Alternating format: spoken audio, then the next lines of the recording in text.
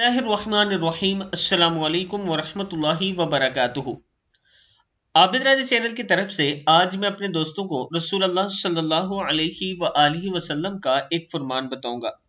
हजरत अबू हुरैरा रजी अल्लाह तआला अन्हु फरमाते हैं कि रसूल अल्लाह सल्लल्लाहु अलैहि वसल्लम ने फरमाया, एम यानी बेवा बालिग का निकाह न किया जाए जब तक कि इसकी इजाजत हासिल न कर ली जाए। इस तरह कुंवारी औरत यानी कुंवारी बालिग का निकाह न किया जाए जब तक इसकी इजाजत हासिल न कर ली जाए। ये सुनकर सहाबा इकराम ने अर्ज की कि या रसूल अल्लाह सल्लल्लाहु अलैहि वसल्लम, इस कुंवारी औरत की इजाजत कैसे हासिल होगी, क्योंकि कुंवारी औरत तो बहुत शर्म हया करती है। आप सल्लल्लाहु अलैहि वसल्लम ने फरमाया, इस तरह कि वो चुप रहे, यानी कोई कुंवारी औरत अपने निकाह की इजाजत मांगे जाने पर अगर बासबब शर्म हया जबान से हाँ ना करे बल्कि खामोश रहे तो इसकी ये खामोशी भी इसकी इजाजत समझी जाएगी।